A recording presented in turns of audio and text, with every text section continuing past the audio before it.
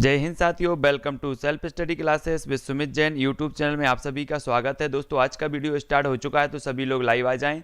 और आज का वीडियो हम गणित शिक्षा शास्त्र से संबंधित है और आप सभी निरंतर देख रहे हैं। बड़ा अच्छा लग रहा है कि आप सभी के लिए वीडियो भी अच्छा लग रहा है। ठीक है, तो सभी के लिए जय हिंद, सभी के लिए गुड आफ्टरनून। ठीक है, स्टार्ट करेंगे। जो भी साथी अभी तक चैनल को सब्सक्राइब नहीं कर पाए हैं वो सब्सक्राइब कर लेना और वीडियो को सभी को लाइक कर देना है और शेयर कर देना है। जो भी साथी टेलीग्राम ग्रुप से नहीं जुड़े हैं वो टेलीग्राम ग्रुप से जुड़ जाएंगे। ठीक है, टेलीग्राम ग्रुप में आपको सारी की सारी पीडीएफ प्रेषित की जाती है, तो सभी को टेलीग्राम ग्रुप में अवश्य जुड़ना है। दोस्तों, ये जो हमारा शिक्षा शास्त्र का, गणित शिक्षा शास्त्र का ये वीडियो है, अपना दूसरा पार्ट है। फर्स्ट पार्ट जिन्होंने नहीं देखा वो जरूर देखें।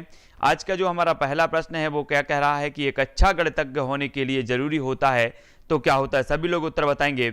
एक अच्छा गणितज्ञ होने के लिए जरूरी क्या होता है? सवालों के उत्तर देने की तकनीक में निपुणता, अधिकतर सूत्रों को याद करना, बहुत जल्दी सवालों को हल करना, या फिर सभी अवधारणाओं को समझना, लागू करना, उनमें संबंध बनाना। तब आपका जो उत्तर हो जाएगा वो क्या होगा?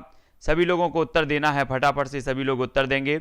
और पहले तो वीडियो को लाइक कर दें सभी लोग, है ना।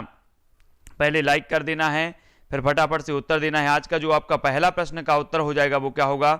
वो होगा दोस्तों, सभी अवधारणाओं को समझना, लागू करना और उनमें संबंध बनाना। ये माने डी नंबर का जो है ये सही हो जाएगा। ठीक है, फटाफट से उत्तर देना है आप सभी को। सभी अवधारणाओं को समझना, लागू करना और उनमें संबंध बनाना एक अच्छा गणितज्ञ होने के लिए जरूरी होता है कि आप सभी अवधारणाओं को अच्छी तरह समझें तथा उन्हें लागू करें व लागू करते हुए उनके बीच संबंध स्थापित करें, तो ये एक अच्छा गणितज्ञ होता है, ऐसा उसकी अवधारणाएं होती हैं। नेक्स्ट जो हमारा प्रश्न है, सभी लोगों को जल्दी से लाइक कर देना है। ठीक है, हाँ, आकृतियों के निम्नलिखित पहलुओं में से किसका प्राथमिक स्तर से कोई संबंध नहीं है? तो उत्तर बताना है हमें जल्दी से। प्राथमिक स्तर से कोई संबंध नहीं है तो किसका नहीं है? प्रतिरूप का, सममिति का, कोण का या फिर चौपड़ का? तब जल्दी जल्दी से सभी लोगों को आंसर बताना है। कुमकुम जी, रितु जी, अर्पिता जी, मुकेश जी, सभी लोग उत्तर बताएंगे। प्रश्न क्रमांक 33 का जो आंसर हो जाएगा वो क्या हो जाएगा? सभी लोगों का जो आंसर आया है वो क्या आया है? बी यानी कि कोण। आकृतियों के निम्नलिखित पहलुओं में से किसका प्राथमिक स्तर से कोई संबंध नहीं है?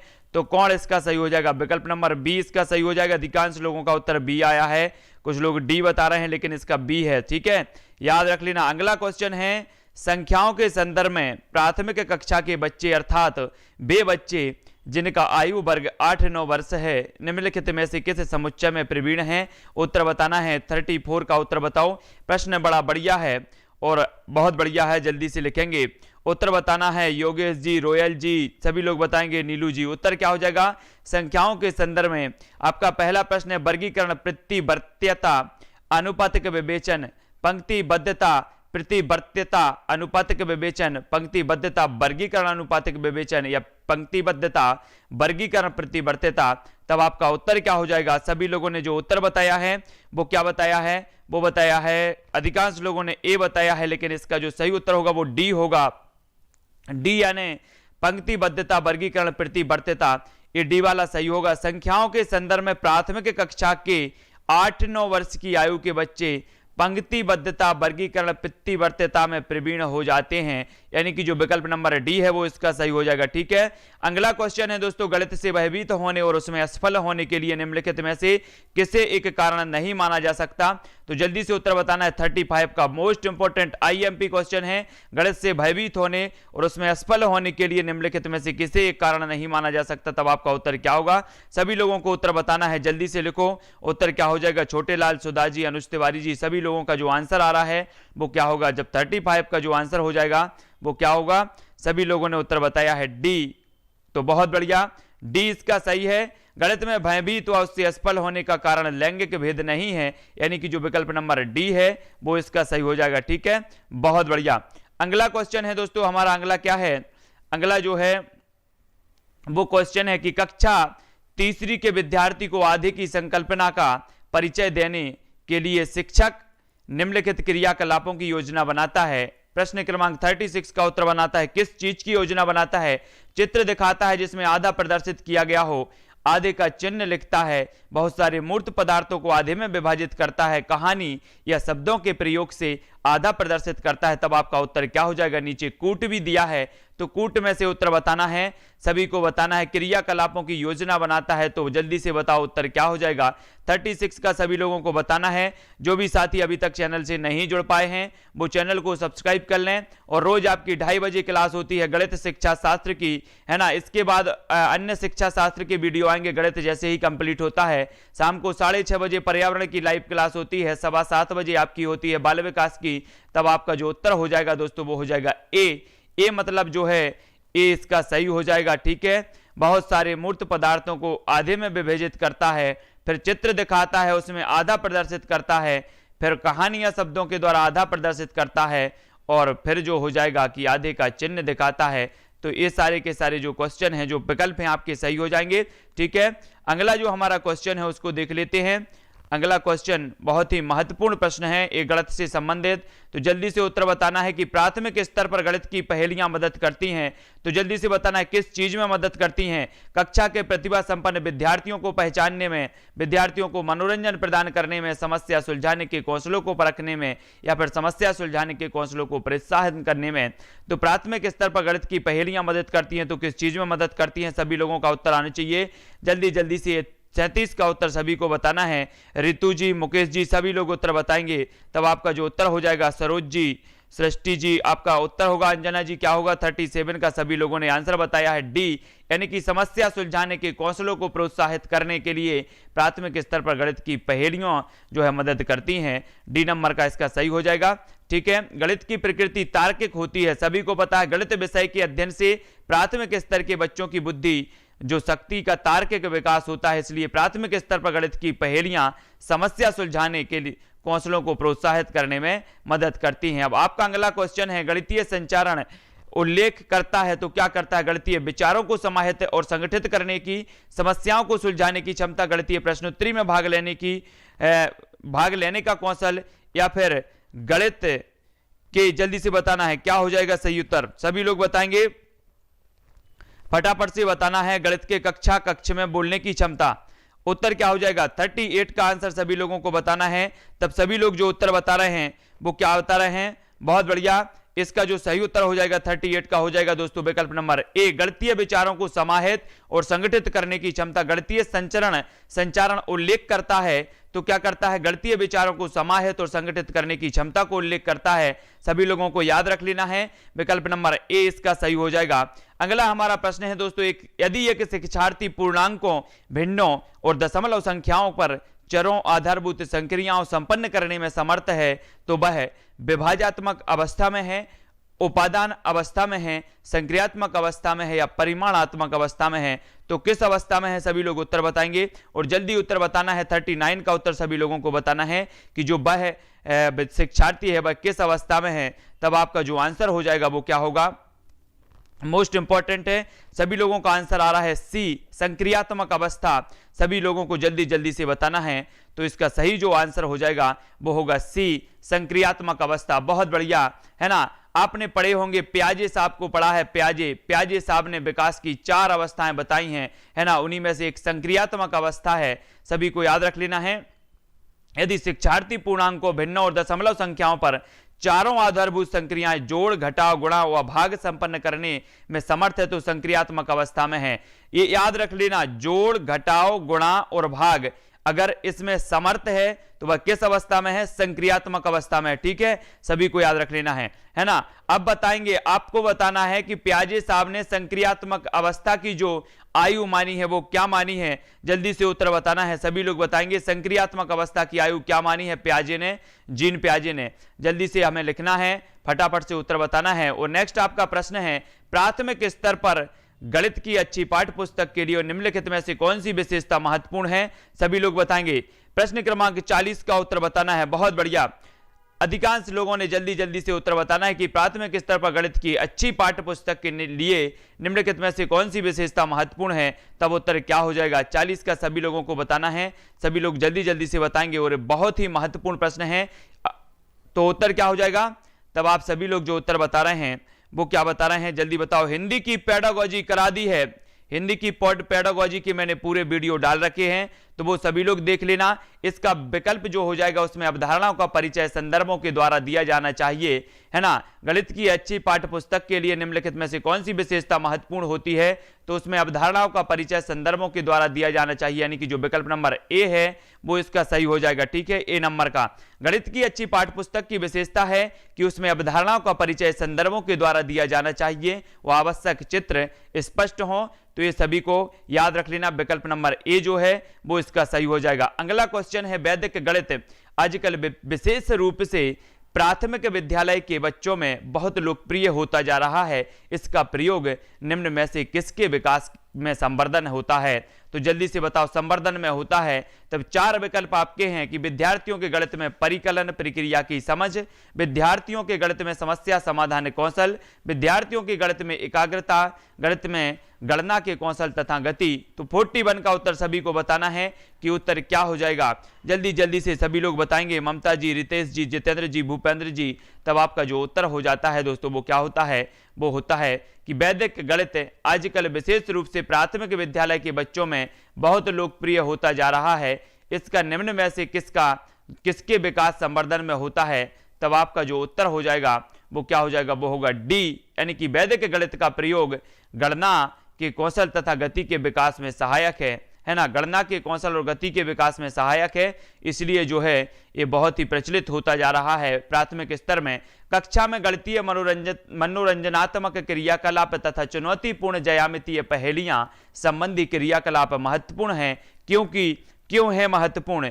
तब आपको बताना है कि वे गणित में कम सफल विद्यार्थियों तथा मंद गति से सीखने वाले शिक्षार्थियों में रुचि उत्पन्न करने में सहायक होते हैं। वे शिक्षार्थियों को उनकी गणित की कक्षा की एकरूपता तथा दैनिक चर्या के कारण होने वाली ऊब से बाहर लाते हैं, या फिर वे प्रतिभाशाली शिक्षार्थियों को उचित अवसर प्रदान करते हैं। वे प्रत्येक शिक्षार्थी की स्थानिक व विश्लेषण योग्यता के संवर्धन में सहायक हैं। तब आपका जो उत्तर हो जाएगा 42 का वो क्या होगा, सभी लोगों का आंसर आना चाहिए। जल्दी जल्दी से सभी लोग बताएंगे। इसका जो सही उत्तर होगा दोस्तों वो होगा डी, यानी कि कक्षा में गणितीय मनोरंजनात्मक क्रियाकलाप तथा चुनौतीपूर्ण ज्यामितीय पहेलियां संबंधी क्रियाकलाप महत्वपूर्ण हैं, क्योंकि वे प्रत्येक शिक्षार्थी की स्थानिक व विश्लेषणात्मक योग्यता के संवर्धन में सहायक होते हैं, यानी कि जो विकल्प नंबर डी है आंसर सही हो जाएगा। ठीक है, बहुत बढ़िया। अगला हमारा क्वेश्चन है दोस्तों, एक बच्चा जो है जिस अवस्था में सभी संबंधी संक्रियाओं को करने में सक्षम है तथा भिन्नों के संप्रत्यय की व्याख्या करने में सक्षम है, वह अवस्था कौन सी है। 43 का आंसर सभी को बताना है कि एक बच्चा है जो सभी संबंधी संक्रियाओं को करने में सक्षम है तथा भिन्नों के संप्रत्यय की व्याख्या करने में सक्षम है, वह किस अवस्था में है, सभी लोगों को बताना है। उत्तर क्या हो जाएगा, मोस्ट इंपॉर्टेंट है, जल्दी जल्दी से सभी लोग लिखेंगे, फटाफट से लिखेंगे। उत्तर क्या हो जाएगा, एक बच्चा, सभी लोग जो उत्तर बता रहे हैं वो क्या बता रहे हैं, 43 का जो आंसर बता रहे हैं वो बता रहे हैं बी, यानी कि संक्रियात्मक अवस्था। संक्रियात्मक अवस्था इसे कहा जाएगा जब बच्चा भिन्नों के संप्रत्यय को व्याख्या करने में सक्षम हो जाता है, तब वो अवस्था है वो संक्रियात्मक अवस्था है। सभी लोगों को याद रख लेना है। ठीक है, हाँ। अगला क्वेश्चन है, प्राथमिक कक्षा का एक बच्चा संख्या, संक्रिया, चिन्हों, सिक्कों एवं घड़ी की सुइयों में अंतर स्थापित नहीं कर पाता। यह तथ्य इंगित करता है कि इस बच्चे को निम्न में से किस क्षेत्र में समस्या है। जल्दी से बताओ, बहुत बढ़िया प्रश्न है और ऐसे प्रश्न कई बार पूछे जाते हैं, तो उत्तर हमें बताना है। उत्तर क्या हो जाएगा कि एक बच्चा है संख्या, संक्रिया, चिन्हों, सिक्कों एवं घड़ी की सुइयों में अंतर स्थापित नहीं कर पाता है। यह तथ्य इंगित करता है कि इस बच्चे को निम्न में से किस प्रक्षेत्र में समस्या है। तो किस प्रक्षेत्र में समस्या है सभी को उत्तर बताना है। तब आपका जो आंसर हो जाता है दोस्तों वो क्या हो जाता है, जल्दी से उत्तर लिखो। आंसर हो जाता है आपका विकल्प नंबर बी, यानी कि दृश्य प्रक्रमण, है ना। दृश्य प्रक्रम इसका सही हो जाएगा। बच्चे को दृश्य प्रक्रम से संबंधित समस्या है क्योंकि वह विभिन्न दृश्यात्मक वस्तुओं में भेद नहीं कर पा रहा है, यानी कि जो विकल्प नंबर बी है वो इसका सही हो जाएगा।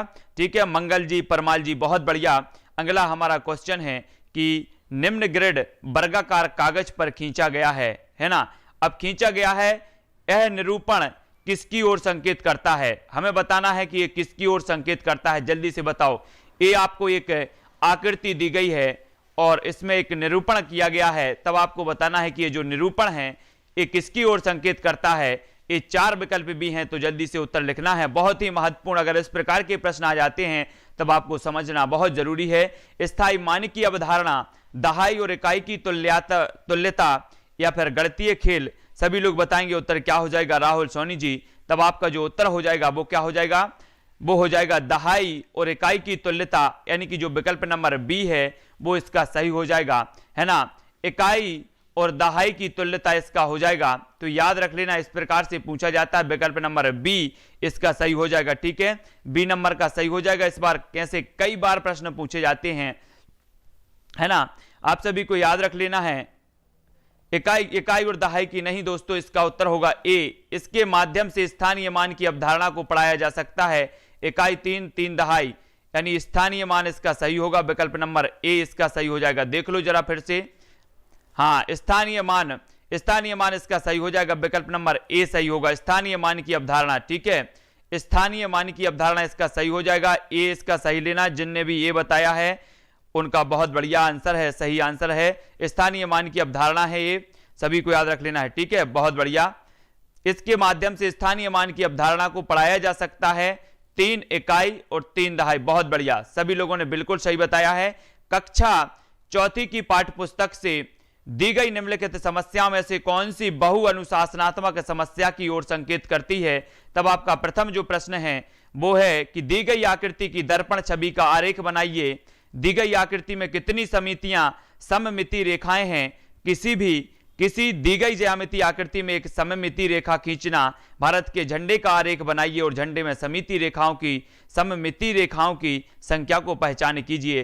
तब आपको बताना है कि कक्षा 4 की पाठ्य पुस्तक से दी गई निम्नलिखित समस्याओं में से कौन सी बहु अनुशासनात्मक समस्या की ओर संकेत करती है।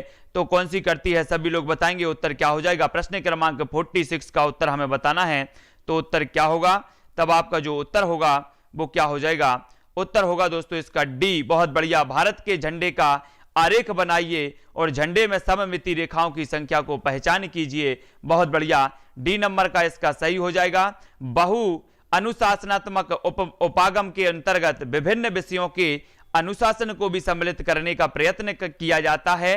भारत के झंडे का आरेख बनवाने से छात्रों को माप, समानांतर रेखा, आकृति आदि, गणित, विभिन्न देशों के झंडे, उनकी महत्ता, सामाजिक विज्ञान, रंग, कला आदि के बारे में बताया जाता है। यानी कि भारत के झंडे का आरेख बनाइए और झंडे में सममिति रेखाओं की संख्या कीजिए, ए इसका विकल्प नंबर डी सही हो जाएगा, ठीक है। अगला जो हमारा प्रश्न है दोस्तों वो क्या है, वो है कि गणित में प्रक्रमण संबंधी प्रवाह पूर्णता का अर्थ है नियमों, सूत्रों और आकलन विधियों, कलन गणित का ज्ञान होना और परिशुद्धता, लचीलेपन एवं निपुणता के साथ उनका क्रियान्वयन करना। गणित में लचीलापन खालिस्तान की ओर संकेत करता है, तो किसकी ओर संकेत करता है, सभी का आंसर जल्दी से बताना है। उत्तर क्या हो जाएगा, जल्दी बताओ। समान निपुणता के साथ अंकगणित और ज्यामिति की समस्याओं का समाधान करने की योग्यता, है ना, एक से अधिक उपागमों का प्रयोग करते हुए एक खास प्रकार की समस्या का समाधान करने की योग्यता, परिशुद्धता के साथ समस्याओं का समाधान करने और सभी चरणों को लिखने की योग्यता, समान प्रकरण से विभिन्न प्रकार की समस्याओं का समाधान करने की योग्यता। तब आपका आंसर क्या हो जाएगा, सभी लोग उत्तर बताएंगे, उत्तर बताना है। तो इसका जो सही उत्तर होगा 47 का, वो क्या होगा दोस्तों, वो होगा बी, यानी कि किसी भी विषय में लचीलापन इसी बात पर निर्भर करता है कि किसी भी कथन को एक से अधिक तरीकों से किस प्रकार प्रयोगकार समस्या का हल निकाला जा सकता है, यद्यपि उसकी वास्तविकता बनी रहे। इसके अंतर्गत बच्चा अपने तरीके से जो है सवालों का हल खोजता है, यानी कि जो विकल्प नंबर बी है वो इसका सही हो जाएगा, बी नंबर, बहुत बढ़िया। आपको बताना है दोस्तों कि फरहान ने विद्यालय की पुस्तकालय में जाने पर यह पाया कि कहानी अनुभाग में रखी 100 पुस्तकें नष्ट हो गई हैं, 20 पुस्तकों का किसी को पता नहीं है, 219 पुस्तकें अलमारी में रखी हैं और 132 पुस्तकों को बच्चों को पढ़ने के लिए दे दी गया है। पुस्तकालय में कुल कितनी कहानी पुस्तकें थीं, तो जल्दी से बताना है। शिक्षक इस प्रश्न द्वारा किस मूल्य को पढ़ा सकता है, फटाक से 48 का आंसर सभी को बताना है कि शिक्षक इस प्रश्न द्वारा किस मूल्य को पढ़ा सकता है। अन्य की सहायता करना, अन्य के साथ पुस्तकों की साझेदारी करना, पुस्तकों की अच्छी देखभाल करना या फिर सहयोग की संवेदनशीलता। तब आपका उत्तर क्या होगा, 48 का उत्तर बताना है। जल्दी से उत्तर बताओ। सभी लोगों का जो आंसर आ रहा है वो क्या आ रहा है? कुछ लोग बी बता रहे हैं, अधिकांश लोग बी बता रहे हैं, बहुत बढ़िया। अन्य के साथ पुस्तकों की साझेदारी करना, यानी कि जो विकल्प नंबर बी है वो इसका सही हो जाएगा। इस प्रकार के प्रश्न के मूल्य को पुस्तकों की अच्छी देखभाल करना पड़ा जाएगा। ठीक है, तो सभी लोगों को याद रख लेना है, बी नहीं इसका सी होगा, पुस्तकों की अच्छी देखभाल करना, सी नंबर इसका सही होगा, है ना। इस प्रकार के प्रश्न के मूल्य को पुस्तकों की अच्छी जो है देखभाल करना पड़ा जाएगा, तो विकल्प नंबर सी इसका सही होगा, सी नंबर का सही होगा। ठीक है, अगला क्वेश्चन देख लेते हैं। अगला जो हमारा क्वेश्चन है, निम्नलिखित पर विचार कीजिए। निम्न पर विचार करना है, क्या विचार करना है? जल्दी से करो।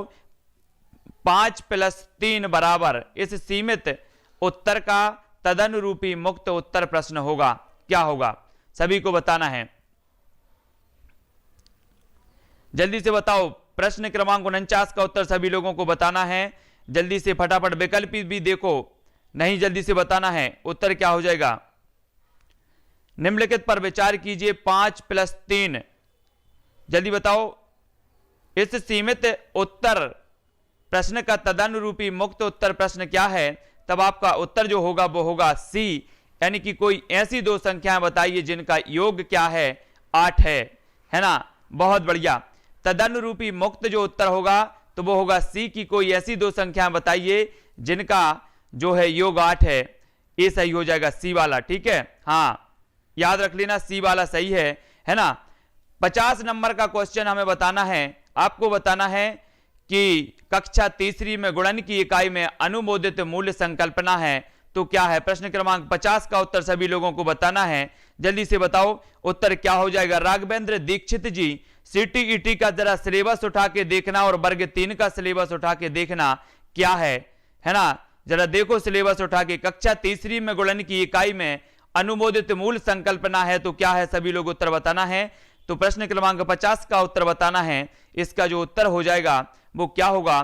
तब आपका उत्तर होगा गुणन के गुणधर्म, क्रम गुण और समूह गुण, यानी कि जो विकल्प नंबर बी है वो इसका सही हो जाएगा, बी नंबर का। ठीक है, बहुत बढ़िया। कक्षा 3 में गुणन की इकाई में अनुमोदित मूल संकल्पना गुणन के गुणधर्म, क्रम और गुण और समूह गुण की मूल संकल्पना है, तो विकल्प नंबर जो बी है वो इसका सही हो जाएगा। ठीक है, अगला क्वेश्चन है, भिन्न की इकाई से शिक्षक ने छात्रों से किन्हीं 5 भिन्नों की सूची बनाने के लिए कहा। यह प्रश्न संकेत करता है, तो किस ओर संकेत करता है? सभी का आंसर फटाफट से आना चाहिए। किस ओर संकेत करता है? सोचने के उच्च स्तर को, विश्लेषणात्मक सोच को, त्रिविमीय आकाशीय सोच को, या फिर सोचने के नियम के स्तर को। तो 51 का आंसर सभी को बताना है, उत्तर क्या हो जाएगा। भिन्न की इकाई से शिक्षक ने छात्रों से किन्हीं 5 भिन्नों की सूची बनाने के लिए कहा। यह प्रश्न संकेत करता है, तो किस ओर संकेत करता है? तब आपका 51 का जो आंसर हो जाएगा वो क्या होगा? वो होगा डी, यानी कि सोचने के निम्न स्तर को। डी नंबर का इसका सही हो जाएगा, बहुत बढ़िया। डी नंबर रचना जी ने सही बताया है, डी नंबर इसका सही होगा। भिन्न की इकाई से शिक्षक ने छात्रों से किन्हीं 5 भिन्नों की सूची बनाने के लिए कहा। इस प्रकार से यह संकेत प्राप्त होता है कि शिक्षक शिक्षार्थी के सोचने के निम्न स्तर की जांच कर रहा है। ठीक है, अगला क्वेश्चन देख लेते हैं। अगला क्वेश्चन है, निम्नलिखित कक्षा तीसरी की पाठ्यपुस्तक में से एक समस्या है। निम्नलिखित समस्या को हल करने के लिए कौन सी गणितीय संक्रिया का प्रयोग किया जाएगा? एक दूध वाला 10 दिन में 1410 लीटर दूध बेचता है, और वह एक दिन में कितने लीटर दूध बेचता है ना। उपर्युक्त सवाल में ब्लूम के संज्ञानात्मक क्षेत्र की किस दक्षता की ओर संकेत करता है? मोस्ट इंपोर्टेंट 52 का उत्तर हमें बताना है, तो जल्दी से बताओ। एक दूध वाला 10 दिन में 1410 लीटर दूध बेचता है, तो वह एक दिन में कितने लीटर दूध बेचता है? और ब्लूम के संज्ञानात्मक क्षेत्र की दक्षता की ओर भी संकेत करता है, तब आपका उत्तर क्या हो जाएगा? तब सभी लोग उत्तर बता रहे हैं डी, विश्लेषण, तो इसका उत्तर भी डी होगा। प्रश्न ब्लूम के संज्ञानात्मक क्षेत्र की विश्लेषण दक्षता की ओर संकेत करता है, तो डी नंबर इसका सही हो जाएगा, बहुत बढ़िया। सभी लोगों ने डी उत्तर बिल्कुल सही बताया है। ठीक है, अगला क्वेश्चन है, निम्नलिखित कक्षा 5 की पाठ्यपुस्तक में से एक सवाल है।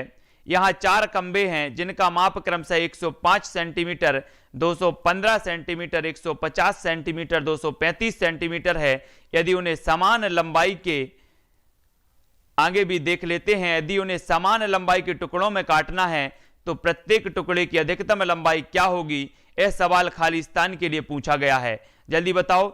HCF तथा तल सीएम पर आधारित शब्द समस्याओं का अध्ययन देने, गुणक और गुणज के ज्ञान की परीक्षा, HCF ज्ञात करने के कौशल की जांच, या फिर सीखी गई संकल्पनाओं का प्रयोग करते हुए समस्या समाधान कौशल को बढ़ाना। तो सभी लोगों ने उत्तर देख भी लिया है कि उत्तर डी है। बहुत बढ़िया, सीखी गई संकल्पनाओं का प्रयोग करते हुए समस्या समाधान कौशल को बढ़ाना, ये विकल्प नंबर जो डी है वो इसका सही हो जाएगा।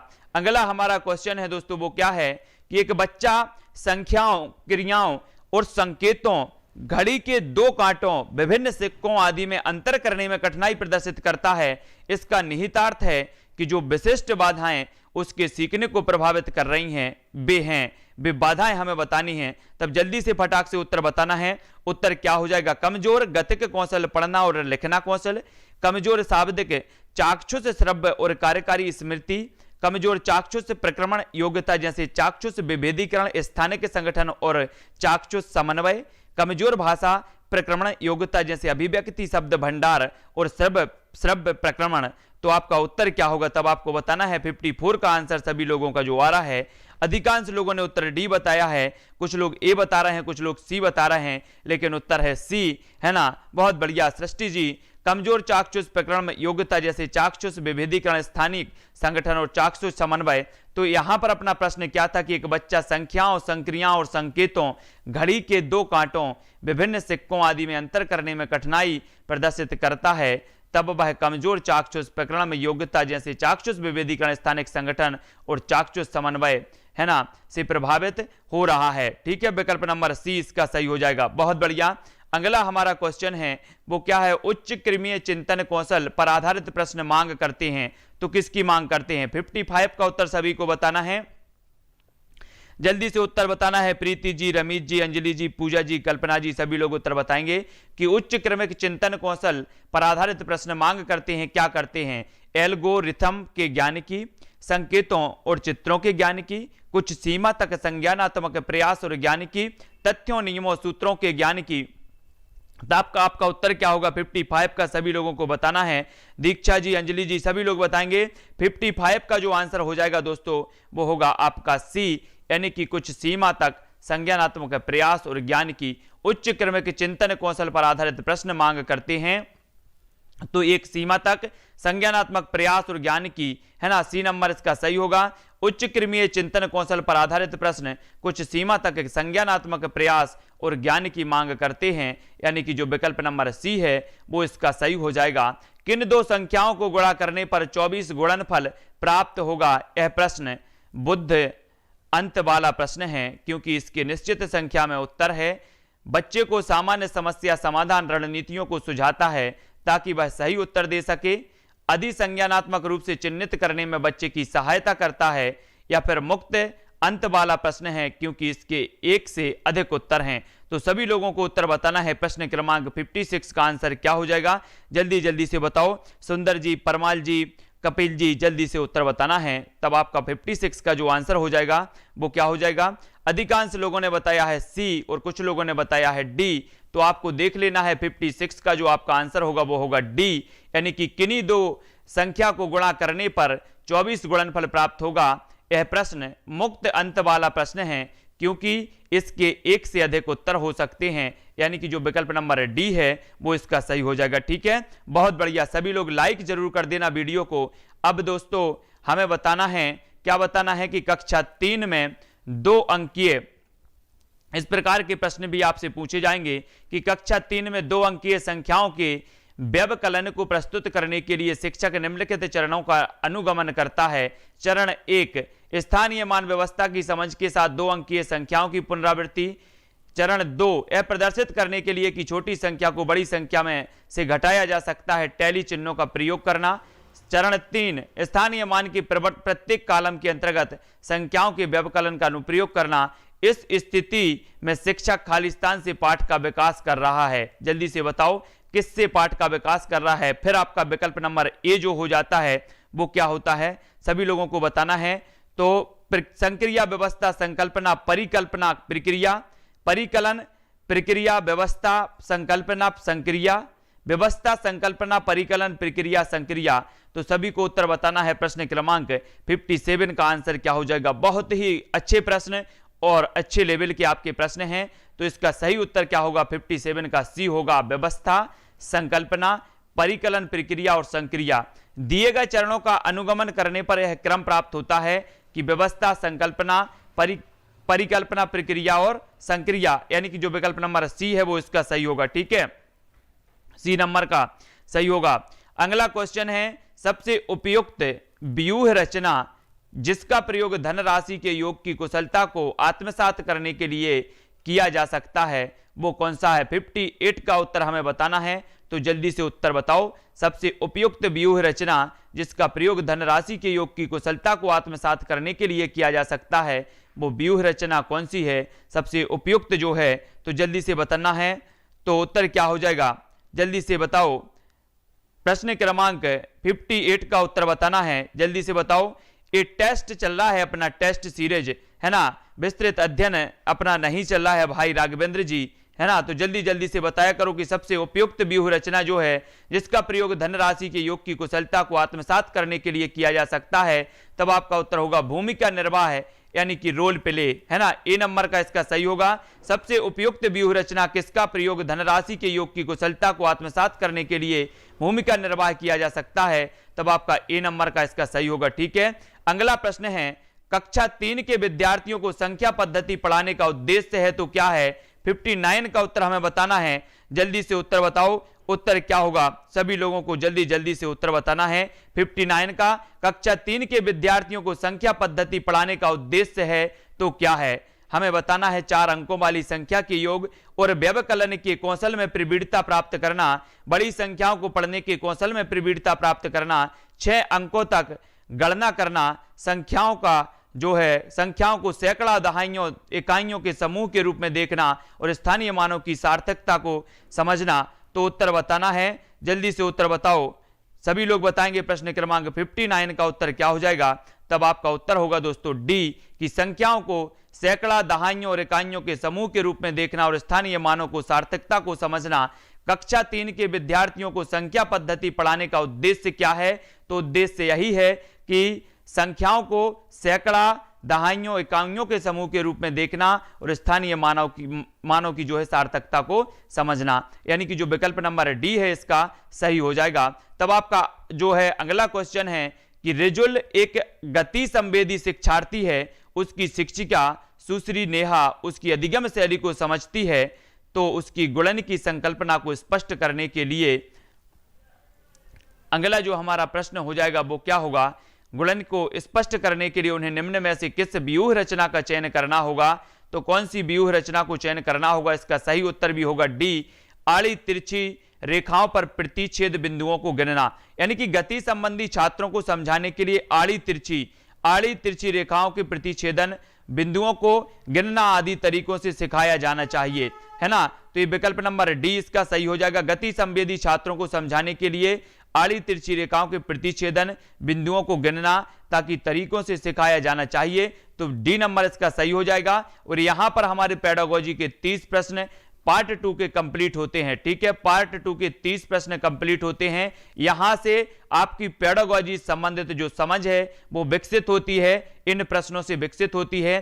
तो आपको वीडियो कैसा लगा जरूर कमेंट में बताएं और वीडियो को जो है लाइक जरूर करना है सभी लोगों को। ठीक है, सभी लोग लाइक करेंगे और ये जो है नेक्स्ट आपका जो वीडियो होगा वो इसी टाइम पर होगा, है ना। शिक्षा शास्त्र से संबंधित और आपकी सारे विषयों की जो शिक्षा शास्त्र से संबंधित क्लास है वो 2:30 यानी कि 2:30 बजे अपनी ये क्लास चलती है रोज। तो पूरी की पूरी शिक्षा शास्त्र, आपकी हिंदी की शिक्षा शास्त्र मैंने करवा दी है विस्तृत रूप से। अब हिंदी का टेस्ट सीरीज आपका आना है, हिंदी की पूरी विस्तृत रूप से मैंने पेडागोजी आपकी करवाई है। और अब हम सभी लोग जो लाएंगे वो क्या लाएंगे? टेस्ट सीरीज लाएंगे। ठीक है, हिंदी की, तो हिंदी की टेस्ट सीरीज भी हमें लगाना है और साथ ही मैथ की पेडागोजी जैसे ही हमें खत्म होती है ना, उसके बाद ठीक है ये सभी लोगों को समझना है ना। और राम जी, राजा जी, मोहम्मद जी, यशिका जी, पुष्पेंद्र जी, है ना, हेमा राजपूत जी, कुमकुम जी, जयसवाल जी, सुपर कुमकुम जी, कल्पना जी, सुरेंद्र जी, राम जी। ठीक है, तो सभी लोगों को जो है, जो भी साथी विस्तृत रूप से पढ़ना चाहते हैं वो विस्तृत रूप से पढ़ें। विस्तृत वाले वीडियो मैंने डाल के रखे हैं, वो विस्तृत पढ़ लें, पहले विस्तृत पढ़ लें फिर टेस्ट देने आए। ठीक है, सबसे पहले वो विस्तृत पढ़ के आए फिर टेस्ट देने आए तो अच्छा रहेगा। ठीक है, कल इसी टाइम अपनी क्लास होगी, विस्तृत वाले वीडियो मैंने डाले हैं तो वो जरूर देखें। ठीक है, जो लाइव क्लास होगी वो टेस्ट सीरीज पर आधारित होगी, विस्तृत वाली वीडियो मैं बना के डाल देता हूं ताकि आप लोग देख सकें। तो वीडियो बना के मैं डाल देता हूं, वो सभी को देखना है। और जो भी लाइव क्लासें होती हैं वो लाइव क्लासें सिर्फ स्टूडेंट और मेरी आपका जवाब क्वेश्चन इसी प्रकार से लाइव क्लासें चलती हैं और वो ही लाइव क्लासें सही रहती हैं जब स्टूडेंट जवाब दें, प्रश्न का उत्तर दें। ठीक है, और विस्तृत क्लास अगर देखना है तो अब वीडियो देखें, पिछले वीडियो देख लें। ठीक है, संस्कृत की क्लास जैसे ही हमारी पेडागोजी मैथ की खत्म होगी उसके बाद अन्य आने वाले जितने भी अपने वीडियो होंगे, ठीक है, जितने भी अपने विषय हैं उनकी पेडागोजी इसी समय आएगी और टेस्ट सीरीज की आएगी। ठीक है, जो भी विस्तृत पढ़ना चाहते हैं वो पढ़ें, पहले प्लेलिस्ट में जाके देखें। विस्तृत भी आपका है अध्ययन, पर्यावरण से संबंधित, पेडागोजी से संबंधित भी आने वाले हैं विस्तृत अध्ययन, हिंदी की विस्तृत अध्ययन, पेडागोजी की वो भी डले हैं तो वो पढ़ें विस्तृत अध्ययन। ठीक है, सभी लोग देखें, प्लेलिस्ट में जाके देखें विस्तृत अध्ययन। पर्यावरण का आपका विस्तृत अध्ययन लगभग कंप्लीट हो चुका है पूरा टॉपिक वाइज, और अब जो बाल विकास का विस्तृत अध्ययन की वीडियो भी आपके टॉपिक वाइज एक के बाद एक आएंगे। तो जो भी विस्तृत पढ़ना चाहते वो वहां से विस्तृत पढ़ें, वीडियो रखे हैं टेलीग्राम आपकी प्लेलिस्ट में है वो देख लेना है। और साथियों जब अपनी लाइव क्लास होती है तो ये टेस्ट सीरीज पर होगी और टेस्ट सीरीज में आपको उत्तर बताने होते हैं। ठीक है, इसके अलावा और कुछ नहीं, तो विस्तृत भी पढ़ें और टेस्ट भी दें। अब आपकी क्लास होगी हिंदी साहित्य की विस्तृत अध्ययन की 4 बजे से। ठीक है, और आपकी 6:30 बजे टेस्ट सीरीज होगी पर्यावरण की, 7:15 पर आपकी टेस्ट सीरीज होगी बाल विकास की। तो उन क्लासों से सभी को जुड़ना है। और विस्तृत अध्ययन के जो वीडियो हैं मैं आपको डालता हूं, उस विस्तृत अध्ययन की कोई लाइव क्लास नहीं होती। ठीक है, उसको वीडियो बना के मैं डाल देता हूं ताकि आप जब चाहो जब देख सको। और वीडियो को सभी को लाइक करना है, शेयर करना है। जो भी साथी जुड़ना चाहते हैं टेलीग्राम ग्रुप में वो टेलीग्राम ग्रुप में जुड़ सकते हैं। ठीक है, वहां पर आपको पीडीएफ और स्टडी मटेरियल प्रेषित किए जाते हैं। तो टेलीग्राम ग्रुप में जुड़ें। टेलीग्राम ग्रुप से जुड़ने के लिए आप टेलीग्राम ऐप डाउनलोड करो और उसमें सर्च करो IAS स्टडी ट्रिक और ज्वाइन हो जाओ। ठीक है, टेलीग्राम ग्रुप में बहुत सारे लोग जुड़े हैं जहां पर अध्ययन कर रहे हैं सभी लोग और सभी को नोट्स प्रोवाइड किए जाते हैं, तो वो भी टेलीग्राम ग्रुप से जुड़ सकते हो। ठीक है, आज के वीडियो के लिए दोस्तों बस इतना ही। नेक्स्ट वीडियो आपका जो वर्ग 3 से संबंधित है वो वर्ग 3 से 6:30 बजे और 7:15 बजे आएगा। ठीक है, तो आज के लिए इतना ही। जय हिंद।